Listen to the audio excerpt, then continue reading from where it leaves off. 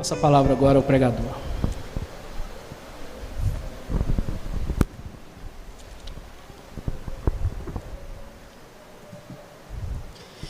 Queridos irmãos, que honra e privilégio imenso é retornarmos a este lugar, esse templo construído para esse fim singular que é prestarmos culto a Deus. Nós louvamos a Deus pela vida de todos vocês que aqui se reúnem conosco para prosseguirmos adorando a Deus. A adoração deve ser um ato ininterrupto na vida do crente. Por isso diz a Escritura: apresentai os vossos corpos por sacrifício vivo, santo e agradável a Deus, que é o vosso culto racional. E nos reunimos algumas vezes na semana para coletivamente expressarmos de forma pública aquilo que cada crente deve viver no particular, na individualidade, no relacionamento em casa, no trabalho, na sociedade, de um modo geral.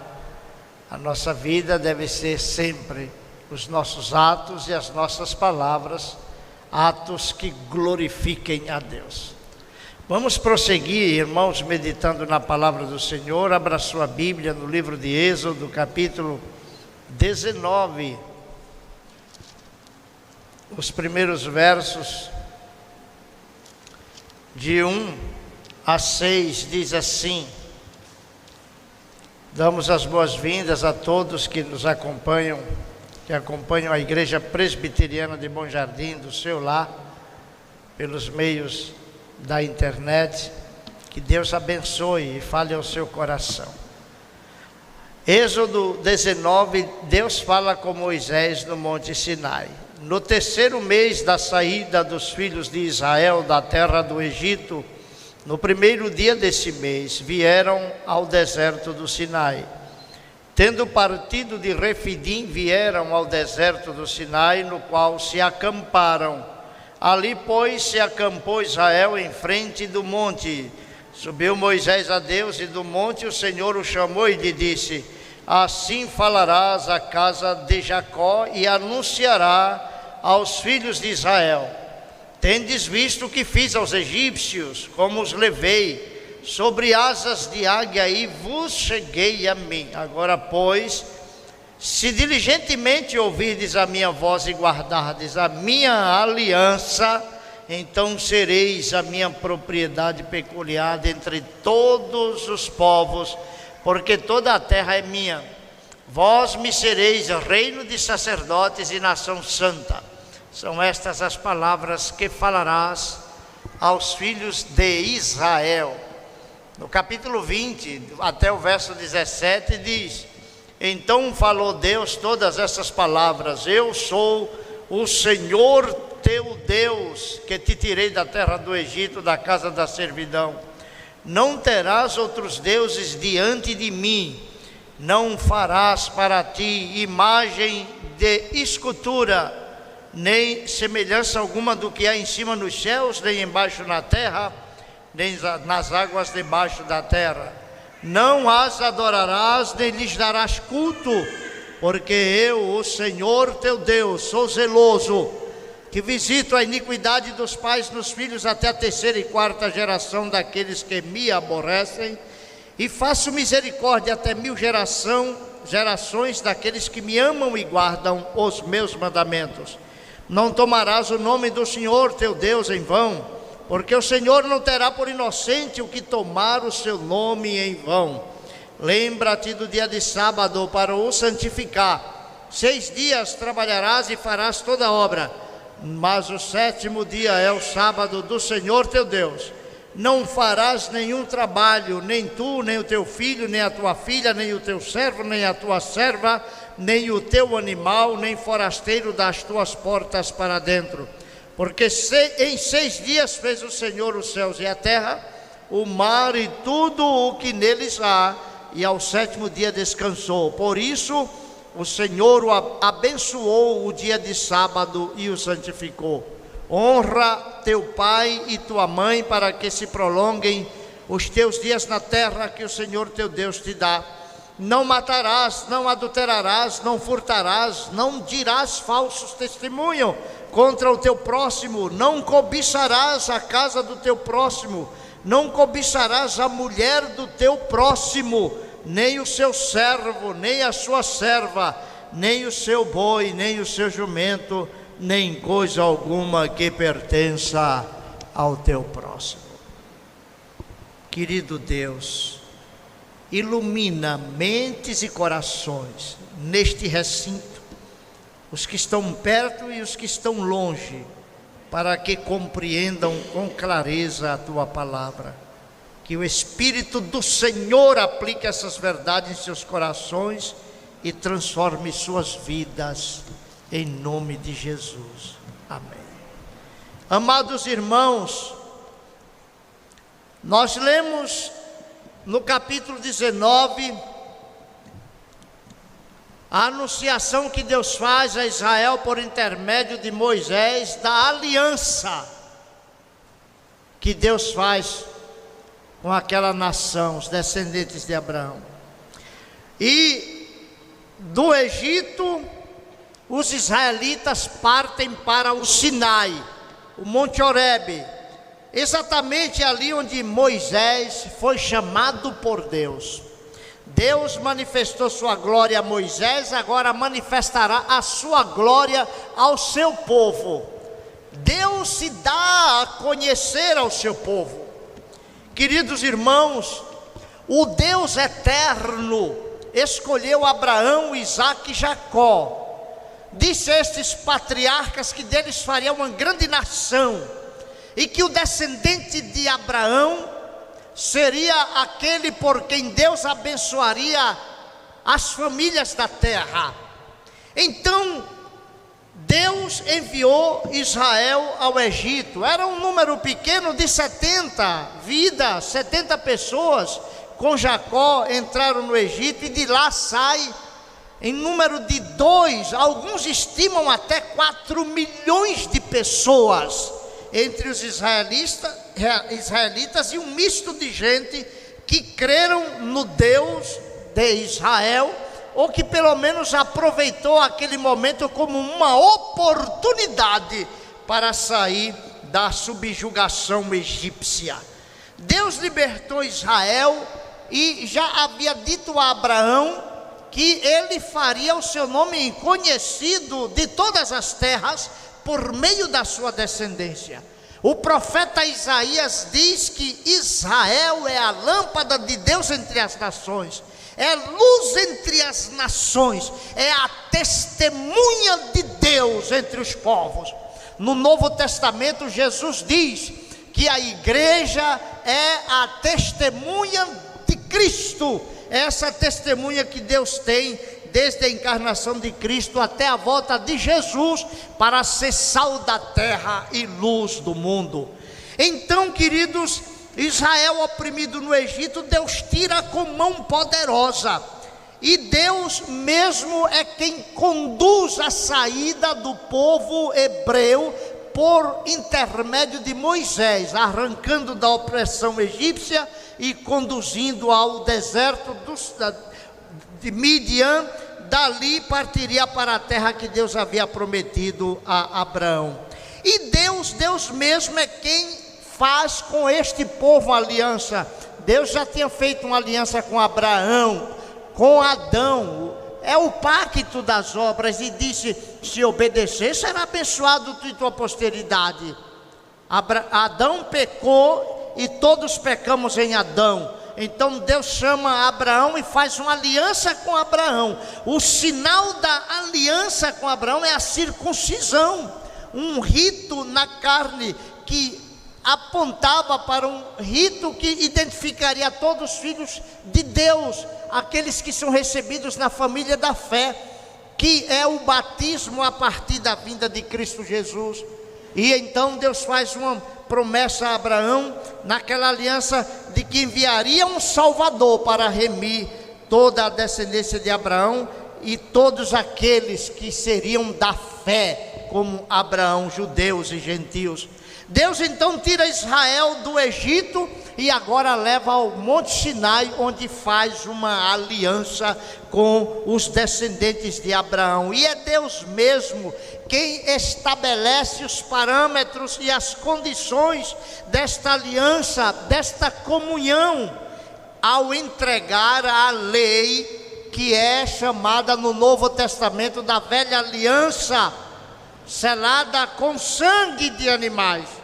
Após, meus irmãos, Israel sofrer uma grande opressão no Egito, atravessar o Mar Vermelho, Deus conduz o seu povo pelos caminhos do deserto e os ensina, e os disciplina, e os purifica. Israel se mostra pouco agradecido. O ser humano é por natureza ingrata. Se não vejamos a atitude de Israel em frente ao Mar Vermelho, depois de ser arrancado da opressão egípcia, vejam que eles mesmos clamavam os filhos de Israel, gemiam sob a servidão, por causa da servidão, e clamaram, e o seu clamor subiu a Deus. Ouvindo Deus o seu gemido, lembrou-se da sua aliança com Abraão, com Isaque e com Jacó, e viu Deus os filhos de Israel e atentou para a sua condição, e enviou-lhe Moisés para libertar daquela opressão e daquela escravidão. Entretanto, Israel se mostra pouco agradecido imediatamente após sair do Egito, pois em frente ao Mar Vermelho, quando olha para os lados, os perigos, as montanhas e os inimigos, para frente o Mar Vermelho e para trás vem o exército de Faraó no encalço para reconduzir os escravos ou matá-los se necessário fosse. Então eles começam a murmurar: Moisés, será que não havia sepulcros no Egito e nos traz para morrer aqui diante desses obstáculos, pois não temos para onde ir? E então Moisés ora ao Senhor e Deus diz ao povo: marche. Diga ao povo, Moisés, que marche. Estenda este bordão de Deus sobre o mar. E Deus enviou um vento forte, abriu o Mar Vermelho e o povo passou a pé enxuto. Meus irmãos, parece que o povo havia esquecido que Deus ouve as orações e atende a súplica do seu povo. No entanto, o que o povo faz é o que muitos fazem hoje: murmurar. Quando tudo está bem, que Deus maravilhoso, mas quando a enfermidade vem, quando a escassez vem, quando a velhice e os obstáculos em função das dificuldades se impõem, a murmuração começa. O queixume tem início. Nós só somos agradecidos muitas vezes quando o bolso está abastado, suprido, quando a despensa está suprida. Mas precisamos ser agradecidos a Deus e glorificá-lo, tanto na abundância quanto na escassez, na saúde e na enfermidade, nas alegrias da vida e também nas tribulações e nas tristezas. Meus queridos, é interessante que enquanto o povo murmurava, Moisés então eles diziam para Moisés: o que é que vamos beber? Porque imediatamente após atravessar o Mar Vermelho, se deram de frente com águas amargas, chamada Mara, e aquele povo começou a questionar: o que havemos de beber? Moisés clama ao Senhor, e o Senhor lhe mostrou uma árvore.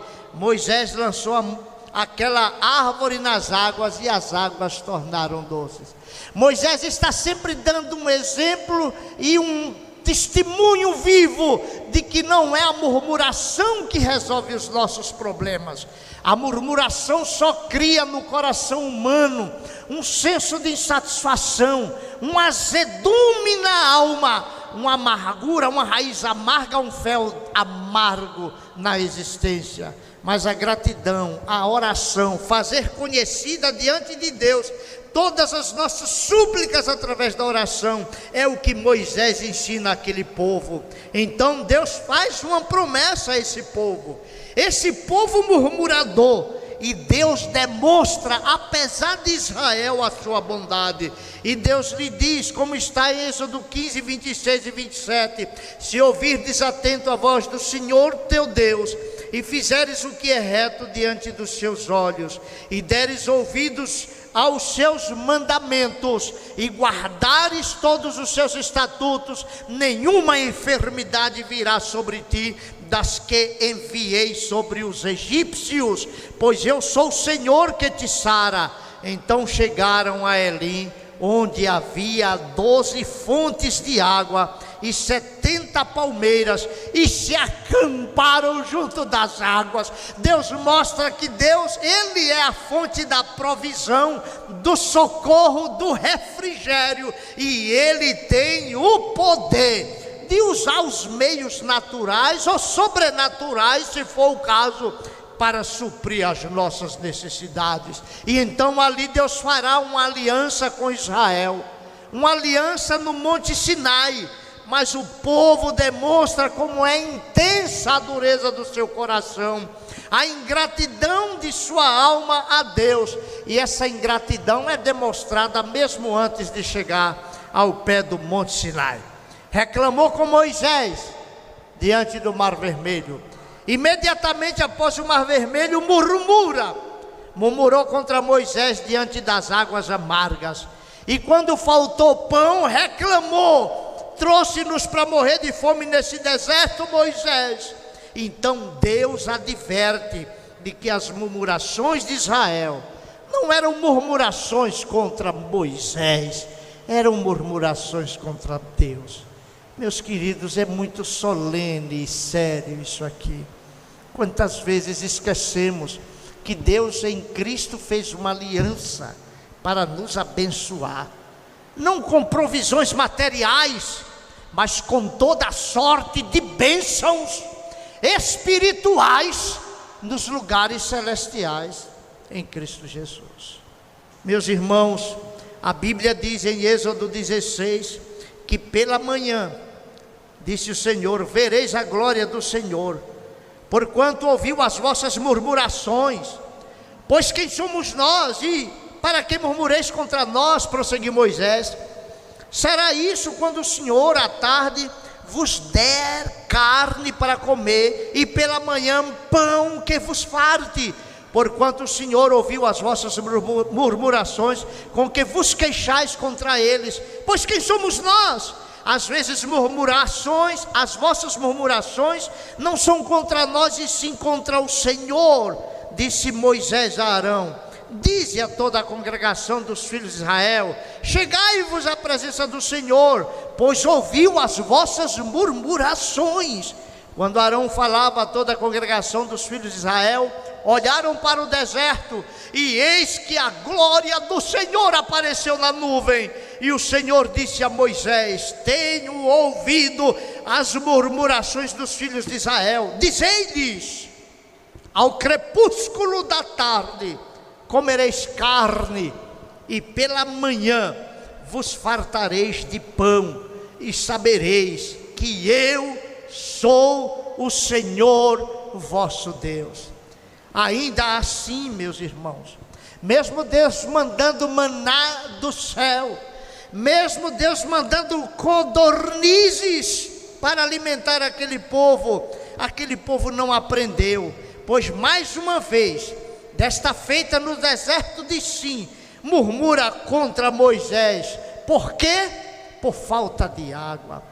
Diz o texto em Êxodo 17, 12, que Deus manda Moisés diante dos anciãos no Monte Horebe, e Deus diz para Moisés: fere, não o povo murmurador, fere a rocha da qual flui água.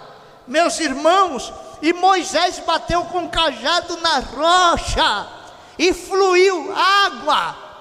Deus poderia mandar o cajado do céu sobre Israel, mas não o fez, porque Deus é longânimo, paciente, e nos dá tempo a reconhecer nossa pecaminosidade e nos arrependermos. E Deus não falha na sua aliança e no seu propósito de abençoar aqueles que Ele escolheu para abençoar.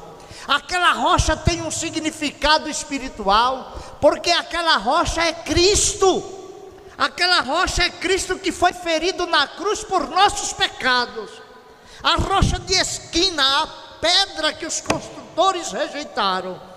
Paulo, escrevendo aos Coríntios, capítulo 10, diz: todos eles comeram de um só manjar espiritual e beberam da mesma fonte espiritual, porque bebiam de uma pedra espiritual que os seguia, e a pedra era Cristo. Entretanto, não se agradou da maioria deles, razão porque ficaram prostrados no deserto. Ora, estas coisas se tornaram exemplos para nós, a fim de que não cobicemos as coisas más como eles cobiçaram.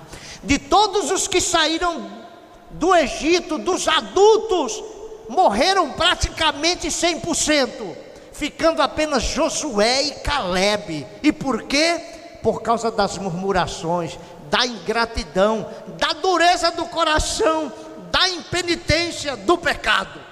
Meus queridos, aquele lugar tornou-se um símbolo do pecado de Israel contra Deus, e foi chamado de Massá e Meribá, pois ali Israel tentou o Senhor. Apesar da murmuração de Israel, é impressionante como Deus protege Israel. Apesar da pecaminosidade e da imperfeição da igreja, Deus preserva e Deus protege o seu povo. Os amalequitas, descendentes de Edom, Esaú, irmão de Jacó, que cultivava aquela rixa no coração, mesmo séculos e séculos tendo passado, se levantaram para combater Israel no deserto. E apesar daquele povo murmurar, Deus lhe dá a vitória na batalha contra os amalequitas, e aproveita aquela oportunidade para treiná-los para as futuras batalhas na conquista da terra da promessa. Mas ainda teriam uma longa caminhada pelo deserto, para que aprendessem, os seus filhos aprendessem a confiar em Deus em toda e em qualquer situação, e confiassem na misericórdia de Deus. Meus queridos, ali a carga começa a pesar sobre Moisés, mas Deus está atento à liderança da igreja. Deus não despreza o seu povo, nem os abandona ao léu. Deus então envia a Moisés o seu sogro, Jetro, que encontra Moisés no deserto e dá a Moisés uma verdadeira aula de administração. Diz o texto sagrado em Êxodo 18, o sogro de Moisés lhe disse: não é bom o que fazes, sem dúvida desfalecerá tanto tu como este povo que está contigo, pois isso é pesado demais para ti, tu só não podes fazer. Ouve, pois, as minhas palavras e eu te aconselharei. Deus seja contigo. Representa o povo perante Deus, leva as suas causas a Deus, ensina-lhes os estatutos e as leis, e faz-lhes saber o caminho em que devem andar e a obra que devem fazer. Procura dentre o povo homens capazes, tementes a Deus, homens de verdade, que aborreçam a avareza. Põe-nos sobre eles por chefe de 1000, chefe de 100, chefe de 50 e chefe de 10, para que julgue este povo em todo o tempo. Moisés acolheu o conselho de Jetro, e a partir dali eles seguem e acampam em frente ao Monte Sinai. Durou 3 meses, desde a saída do Egito até a chegada ao pé do Monte Sinai. 3 meses após a saída do Egito, acampam-se em frente àquela cordilheira de montes, Horebe, onde Moisés foi chamado para libertar Israel da escravidão egípcia. Agora Moisés sobe ao monte, e de lá Deus anuncia a aliança que faz com aquele povo murmurador, rebelde. Deus reafirma a aliança da sua misericórdia, e diz àquele povo, através de Moisés, como está em Êxodo 19, 3-6, do monte o Senhor chamou e lhe disse: assim falarás à casa de Jacó e anunciará aos filhos de Israel: tendes visto o que fiz aos egípcios, como vos levei sobre asas de águias e vos cheguei a mim.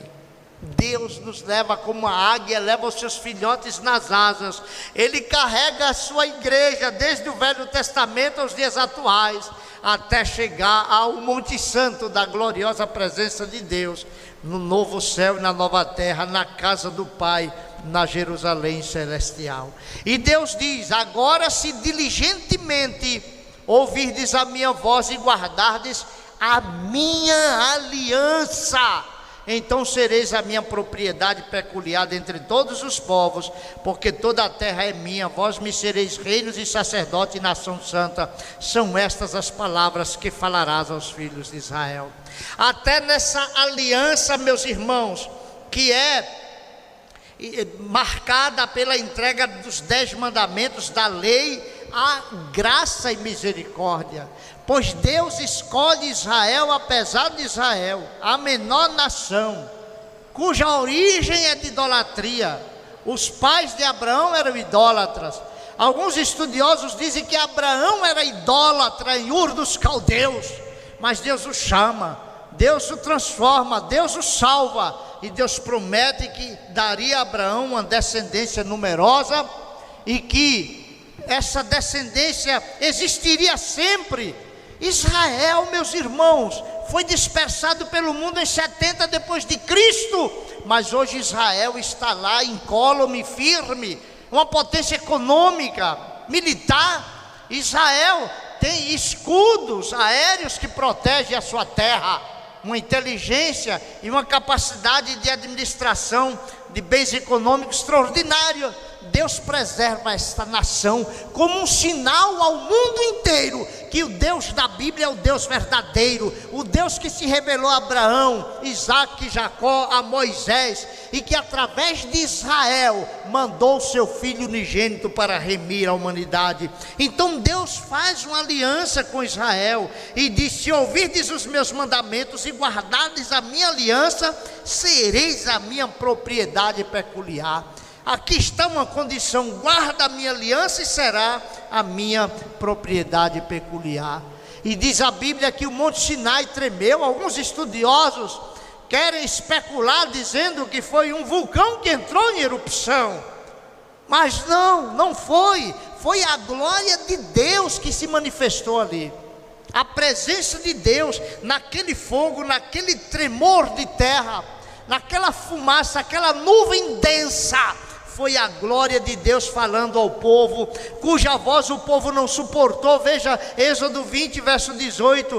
Todo o povo presenciou os trovões, os relâmpagos, o clangor de trombeta, o monte fumegante, e o povo, observando, se estremeceu e ficou de longe. E disseram a Moisés: fala-nos tu e te ouviremos, porém não fale Deus conosco, para que não morramos. Respondeu Moisés ao povo: não temais, Deus veio para vos provar, e para que o seu temor esteja diante de vós, a fim de que não pequeis. Deus quer que Israel reconheça a sua finitude, a sua pequenez, a sua insignificância. Mas Deus chama insignificantes as coisas que não são, para confundir aos que pensam que são, aqueles que nada são, para confundir aqueles que pensam ser alguma coisa. Mas aqui há, queridos, um ensino e um princípio importante: a necessidade absoluta que o ser humano tem de um mediador entre Deus e o homem. Ninguém pode ver a face de Deus e continuar vivo. Deus fala suas palavras a Israel, mas o povo treme. Deus é santíssimo, não se pode aproximar dele de uma forma leviana. O povo clama por um mediador, e Deus lhes dá Moisés como esse mediador. O ser humano precisa de um mediador para se relacionar com Deus. Moisés é apenas um tipo do supremo mediador entre Deus e o homem, o perfeito mediador, Cristo Jesus. Paulo escreve a Timóteo, diz: há um só mediador entre Deus e o homem, Jesus Cristo, homem. E Jesus disse: eu sou a porta, quem entra por mim será salvo. Eu sou o caminho, e ninguém vem ao Pai senão por mim. Jesus é absolutamente o único mediador. Não é sem razão que o autor da carta aos Hebreus registra: Jesus, todavia, tem sido considerado digno de tanto maior glória do que Moisés. Jesus é maior que os anjos, que o sacerdócio arônico, que Moisés. Jesus é maior que tudo e do que todos. Moisés é um servo, Moisés é um servo, mas Cristo é o Filho eterno, com quem Deus fez a aliança da graça, o pacto da redenção na eternidade. E Deus dá a Israel os termos da aliança. O povo precisa entender. Veja, meus irmãos, o versículo 20 do capítulo 20. Deus veio para vos provar e para que o seu temor esteja diante de vós, a fim de que não pequeis. Vocês têm murmurado do começo ao fim, vocês têm se portado como ingratos diante de Deus. O pecado está com cores feias e vivas, estampadas no vosso comportamento e na vossa conduta. Mas parece que Israel não via o seu pecado. E Deus faz essa aliança e lhes dá os termos da aliança. E vejamos o que diz essa aliança de Deus com o povo de Deus, que são os 10 mandamentos. Aí estão as especificações da aliança de Deus com o seu povo, que dizem: então falou Deus todas estas palavras: eu sou o Senhor teu Deus, que te tirei da terra do Egito, da casa da servidão. Eu não sou um rio como o Nilo, eu não sou Rã, que era uma divindade da fertilidade entre os egípcios. Eu não sou um sol, eu sou o Criador de todas as coisas, o único Senhor. Eu sou o Senhor, teu Deus, que te tirei da terra do Egito, da casa da servidão. Quem te tirou da casa da servidão não foi um touro, não foi um bezerro, foi o Deus único, vivo e verdadeiro, o Deus criador dos céus e da terra, o Deus de Abraão, de Isaac e de Jacó, o grande Yahweh, o grande eu sou, aquele que tem a existência eterna, não tem princípios e nem fim de dias, o alfa e o ômega. Eu sou o Deus. Compreendam isto. A lei nos ensina quem é Deus, nos ensina sobre a singularidade de Deus. Os 10 mandamentos nos ensina como devemos nos relacionar com Deus, como devemos nos relacionar com o próximo. Mostra a natureza de Deus e como Deus quer ser adorado, e o que Deus requer do seu povo nos seus relacionamentos horizontais. Os 10 mandamentos são as estipulações da aliança de Deus com o seu povo, além de expressar o caráter santo, santo, santo e tremendo de Deus, e como deve ser o caráter dos filhos de Deus. E o primeiro mandamento é: não terás outros deuses diante de mim. Não me provoquem. O que é que vocês podem colocar diante de mim e dizer isso é um Deus? Mas, meus irmãos, o povo de Israel não compreende a singularidade de Deus, porque daqui a pouco você verá esse povo se curvando diante de um bezerro de ouro, imitando os ídolos egípcios. E Deus mostra que Ele não é como os deuses egípcios. Deus é singular, Deus é único.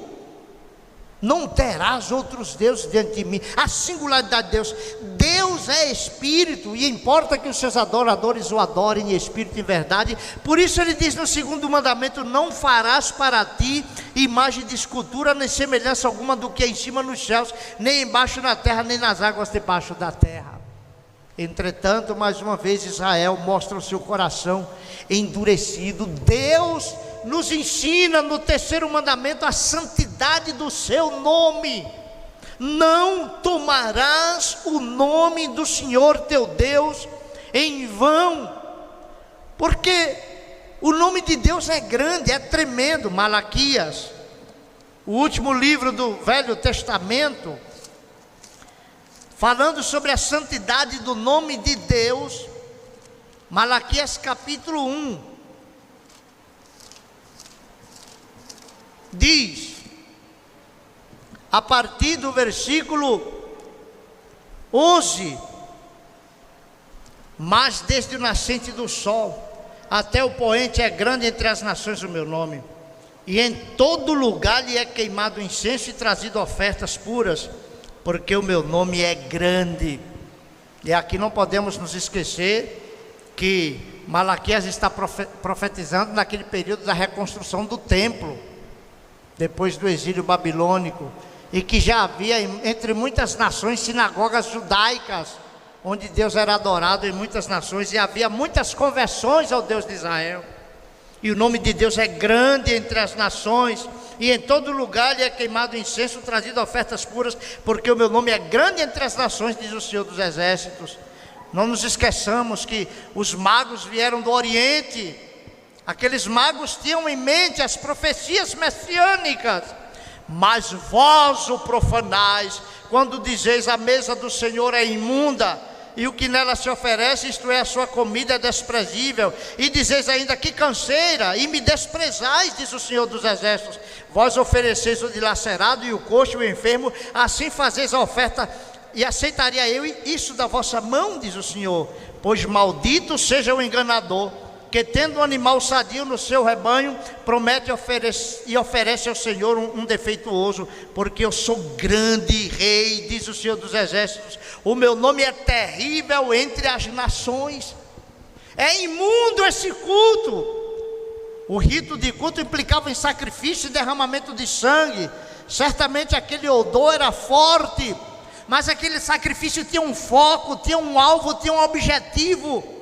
Era um símbolo, era um tipo de Cristo, Cordeiro de Deus, que tira o pecado do mundo.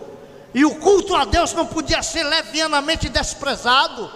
Não podiam trazer animais aleijados e defeituosos, porque o nome do Senhor é grande. O Novo Testamento diz que o nome de Jesus está acima de todo nome. Um nome que está acima de todo nome. Queridos, mas prossegue dizendo no versículo 8 do 4º mandamento: lembra-te do dia de sábado para o santificar, o descanso. O sábado é um mandamento específico para os judeus. Lá em Deuteronômio diz: pois neste dia você lembrará que foi liberto do Egito.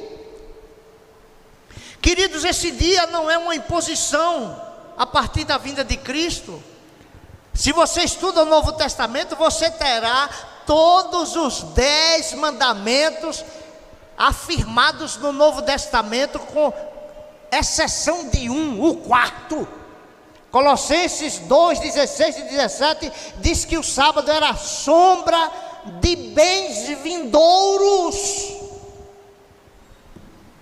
O nosso descanso é Cristo. Por isso a igreja guarda o domingo, o dia do Senhor, um dia de culto, um dia de adoração, um dia de louvor. E o trabalho, pastor, aqueles trabalhos essenciais continuam. E os que trabalham no domingo, encontrem na semana um dia para o repouso, para descansar o corpo e a mente, mas ter um momento de qualidade de culto ao Deus eterno. Essa é a orientação de Deus no relacionamento, na aliança que Deus faz com Israel, entre Deus, a veneração, a adoração, a honra que Israel deveria dar a Deus. Mas os 10 mandamentos não é a estipulação apenas da relação do homem com Deus, mas do homem com o seu próximo. Por isso diz o 5º mandamento, a 2ª tábua da lei, que fala dos relacionamentos horizontais, você e o seu próximo. Honra teu pai e tua mãe. Ah, meus queridos, tem muitas pessoas com problemas sérios na vida, problemas na criação dos filhos, mas às vezes não traz à mente o que ele foi para os seus pais, a desonra que muitas vezes causou aos seus pais. Honra teu pai e tua mãe, que é o primeiro mandamento com promessa. Essa estipulação da lei: honra teu pai e tua mãe, respeite as autoridades constituídas por Deus. Os pais são um tipo de Deus na vida da família, representa Deus. Essa autoridade que Deus estende através do homem para ensinar os filhos no conhecimento de Deus. Não matarás. Esse mandamento, meus irmãos, diz respeito à proteção à vida. O homem não tem o direito de tirar a vida do outro. Às vezes pode ser que alguém mate, não de forma premeditada, mas acidentalmente. Neste caso, o próprio Deus estabeleceu cidades de refúgio para aqueles que porventura acometessem, não de forma intencional e propositadamente, tirasse a vida do seu próximo e sua vida fosse protegida. A vida é um dom de Deus. E o sexto mandamento, meus irmãos, é um princípio, um mandamento que protege a vida. O sétimo mandamento: não adulterarás, protege a família, protege a santidade do sexo. Queridos, a mulher ou o homem não fora criado por Deus para ser objeto sexual, mas para glorificar a Deus no corpo. O sexo é legítimo, é abençoado por Deus quando é desfrutado na comunhão de um homem e uma mulher casados perante Deus e a sociedade, e obedece os critérios estabelecidos pela palavra de Deus. Deixa pai e mãe, una-se a sua mulher. É a forma e o princípio que Deus estabeleceu para a procriação, para o crescimento da humanidade, a proteção à família, a prevenção contra a impureza e imoralidade, respeito à dignidade da pessoa humana. Deus não criou o homem para ser um objeto, mas para glorificar a Deus com a sua vida, com o seu corpo. O sexo é santo quando praticado entre um homem e uma mulher casados. Nunca entre um homem e um homem, nunca entre uma mulher e uma mulher, mas um homem e uma mulher casados. O oitavo mandamento diz: não furtarás. Deus estabelece aqui o princípio da proteção ao patrimônio. Ninguém pode se apropriar do que não é seu. O furto, o roubo, a apropriação indébita, estelionato, é a quebra do oitavo mandamento. Não dirá falso testemunho, que a mentira não sai da sua boca. Não incrimine o outro com testemunho falso. Isso é tão sério, meus irmãos, que Deus disse que ninguém deveria ser sentenciado sem a presença de no mínimo 2 testemunhas. E o juiz deveria ser imparcial. Não dirás falso testemunho contra o teu próximo. A proteção, a honra do outro. Não cobiçarás. A proteção, queridos, do próprio caráter do homem. Meus amados, não cobiçarás a mulher, o jumento, as posses do teu próximo. Não peque na sua mente. E esse 10º mandamento nos ensina que o pecado tem a sua origem no coração do homem. Jesus mesmo falou em Mateus 15:19, que é do coração que procedem maus desígnios, homicídios, adultérios, prostituição, furtos, falsos testemunhos, blasfêmias, ou seja, a quebra de todos os 10 mandamentos. Jesus disse mais em Mateus 5:22, aquele que sem motivo se irá contra o seu irmão estará sujeito a julgamento. O ódio, a ira é assassinato, é você matar o seu próximo no seu coração. A Bíblia ainda disse, Jesus falando sobre essa natureza espiritual da lei que deve ser cumprida no coração. Devemos vigiar o coração para não quebrar os mandamentos. Diz assim: qualquer que olha para uma mulher com intenção impura, no coração já adulterou com ela. Ainda diz em Mateus 5:32, qualquer que repudiar sua mulher, a não ser em caso de relações sexuais ilícitas, expõe a tornar-se adúltera, e aquele que casar com repudiada comete adultério. Diz mais: amai os vossos inimigos e orai pelos que vos perseguem, porque se amardes apenas os que vos amam, que recompensa tendes? Não fazem os publicanos também o mesmo? E se saudardes somente os vossos irmãos, que fazei demais? Não fazem os gentios também o mesmo? Portanto, sede vós perfeito, como perfeito é o vosso Pai Celestial. A perfeição, meus irmãos, é o requisito da lei de Deus, da aliança que Deus faz com Israel. A perfeição no relacionamento com Deus e a perfeição no relacionamento com o próximo. Uma certa feita, um jovem, não tão jovem não, evangelizando um senhor, começou a falar da necessidade de arrependimento dos pecados. E aquele cidadão disse: eu nunca cometi pecado. E o interlocutor disse, o pregador disse: bem, o que é pecado na sua concepção? Você já se analisou à luz da Bíblia? A Bíblia diz: honra teu pai e tua mãe. Você já cometeu alguma desonra ao seu pai? Já ficou com raiva do pai?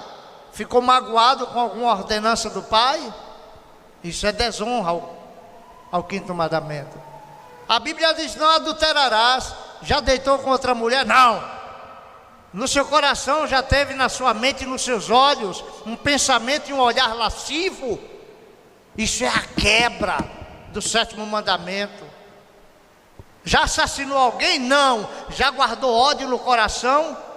Meus irmãos, qual é o mortal que pode olhar para a lei de Deus e dizer: eu mereço entrar na lei de Deus? E Deus disse: este é o requisito, é isso que estabeleço na minha aliança. Se guardardes a minha aliança, sereis minha propriedade dentre todos os povos. Vocês serão para mim povo santo. Mas Israel nunca guardou a aliança da lei, nunca guardou essa aliança aqui simbolizada na lei, representada pelos 10 mandamentos. Não há homem que guarde a lei de Deus. Tiago 2,10 diz: qualquer que guardar toda a lei, mas tropeçar em um só ponto, se torna culpado de todos, porquanto aquele que disse não adulterarás, também ordenou não matarás. Ora, se não adulteras, porém matas, vem a ser transgressor da lei. E Jesus já disse: ainda que você não cometa o adultério físico, mas o olhar impuro já quebrou o sétimo mandamento. O ódio no coração já assassinou o seu próximo. A cobiça já significa uma apropriação na mente e no coração dos bens e da propriedade alheia. Meus amados, Paulo declara em Romanos 7: eu não teria conhecido o pecado, senão por intermédio da lei. Pois não teriam conhecido a cobiça se a lei não dissera: não cobiçarás. Mas o pecado, tomando ocasião pelo mandamento, despertou em mim toda sorte de concupiscência, porque sem lei está morto o pecado. Outrora sem a lei eu vivia, mas sobrevindo o preceito, reviveu o pecado e eu morri. O judeu aos 12 anos era apresentado diante dos anciãos, dos mestres da lei, e era sabatinado. Dali para frente é responsável por seus atos. E Paulo disse: se eu não conhecer a lei, eu não teria consciência do pecado. Mas quando eu me coloquei diante da lei de Deus, e por isso Deus nos deu a lei, para ser esse espelho divino que mostre a nossa realidade, o raio-x da nossa alma. Então nós conhecemos a nossa pecaminosidade, a nossa incapacidade, a nossa inadequação para nos relacionarmos com Deus. Paulo diz: a lei é santa e o mandamento santo, justo e bom. Acaso o bom se me tornou em morte? De modo nenhum. Pelo contrário, o pecado, para revelar-se como um pecado, por meio de uma coisa boa, causou-me a morte, a fim de que pelo mandamento o pecado se mostre sobremaneira maligno. Porque bem sabemos que a lei é espiritual, eu todavia sou carnal, vendido à escravidão do pecado, porque nem mesmo compreendo o meu próprio modo de agir, pois não faço o que quero, o que prefiro, e sim o que detesto. Se faço o que não quero, consinto com a lei que é boa. Meus irmãos, Romanos 3,20 diz: ninguém será justificado diante de Deus pelas obras da lei, em razão de que pela lei vem o pleno conhecimento do pecado, de quão vil e quão indignos somos de Deus, e do reino de Deus, e da casa do Pai, e da comunhão com o Pai. Por isso Paulo diz: vejo nos meus membros outra lei que, guerreando contra a lei da minha mente, me faz prisioneiro do pecado que está nos meus membros. Desventurado homem que sou, quem me livrará do corpo desta morte? Como é que eu posso me salvar? E Paulo já disse nas palavras anteriores: não posso me salvar. E então ele grita: graças a Deus por Cristo Jesus, porque Cristo Jesus é Deus, e Ele se fez homem, e Ele obedeceu cada jota, cada tio da lei. Como cabeça federal, segundo Adão, Ele nos representou, Ele cumpriu os requerimentos da aliança de Deus, que nós não conseguimos cumprir, para que todo o que crê no seu santo nome tenha vida eterna. E aí o Novo Testamento diz: é graça, é somente pela graça que nós somos salvos, não pelas obras da lei. Jesus é o mediador da nova aliança. Jeremias já tinha dito, Deus falando por Jeremias: farei uma nova aliança, e escreverei nas paredes do coração a minha lei. Ninguém perguntarão quem é o Senhor, porque todos me conhecerão. Em Cristo Jesus nós conhecemos a Deus e somos capacitados, apesar da nossa imperfeição, a nos relacionarmos com Deus, selados com o Espírito Santo para o dia da redenção. Irmãos, diante da total incapacidade do homem de cumprir a lei, Deus já havia feito na eternidade, antes da criação de todas as coisas, o pacto da redenção. Esse pacto da redenção é feito entre as pessoas da Santíssima Trindade, Pai, Filho e Espírito Santo, onde o Pai planejou a redenção e o Filho cumpriu a nossa redenção, morrendo na cruz em nosso lugar, e o Espírito Santo aplica essa redenção na vida dos eleitos de Deus. Queridos irmãos, todos os que recebem a Cristo, Deus deu a estes o direito de serem chamados filhos de Deus, a saber, os que creem no seu nome. Por isso Deus deu a Israel, para mostrar a Israel que ele era a nação escolhida de Deus, não pelos méritos de Israel, porque a lei mostrou a total desqualificação de Israel para cumprir os requisitos da aliança da lei. Mas Deus, apesar de Israel, salvou aqueles que ele havia escolhido na eternidade. Essa verdade foi ensinada desde a queda do homem, a necessidade que o pecador tem de um substituto perfeito e santo. E Jesus é esse substituto. Quando Adão pecou, Deus o cobriu de peles. Isso implicou no sacrifício, derramamento de sangue. O primeiro sacrifício que Abel ofereceu a Deus foi de um cordeiro. Ele entendeu os requisitos do culto velho testamentário.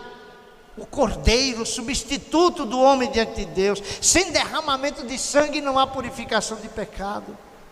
E nós vamos ver no próximo domingo a sombra da cruz, ainda no livro de Êxodo.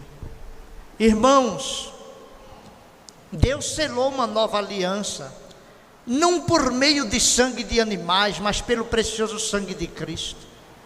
Hebreus 7:22 diz: por isso mesmo ele, o mediador da nova aliança, Cristo, a fim de que, intervindo a morte para a remissão das transgressões que havia sob a primeira aliança, receba a promessa da eterna herança àqueles que têm sido chamados. A lei moral, os 10 mandamentos, não perdeu a sua validade. Continua sendo, da parte de Deus, um espelho para mostrar a pecaminosidade humana e a sua imperfeição e a sua perdição. Mas também a lei é um aio que nos leva ao único que a obedeceu perfeitamente, Cristo Jesus. Jesus obedeceu à lei de Deus.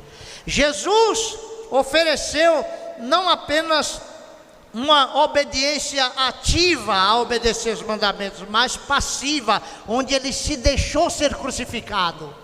Ele disse: ninguém tira a minha vida espontaneamente, a dor para tornar a reavê-la. Por isso, meus irmãos, a Bíblia diz: ninguém será justificado diante dele por obras da lei, em razão de que pela lei vem o pleno conhecimento do pecado. A salvação só é possível em Cristo. Somente unido a Cristo somos chamados de povo de propriedade exclusiva de Deus, nação santa, nação de sacerdotes, aquele que foi chamado das trevas para a sua maravilhosa luz. E a pergunta que nós fazemos nesta noite é: o que essa verdade significará para nós doravante? O que Cristo significará na sua vida? Você o receberá como seu Salvador e o mediador entre você e Deus? Ou o rejeitará por incredulidade, por amar mais ao vil pecado do que o próprio Deus? A decisão que o homem toma diante dessas verdades terá reflexo por toda a eternidade. Pois aquele que nele crê não será condenado, porque toda a condenação que o nosso pecado merece, Cristo recebeu sobre si. Mas aquele que não crê já está condenado, porque não crê nesse supremo mediador da nova aliança, Cristo Jesus. A Bíblia nos adverte: como escaparemos nós se negligenciarmos tão grande salvação? Eu te ouvi no tempo da oportunidade e te socorri no dia da salvação.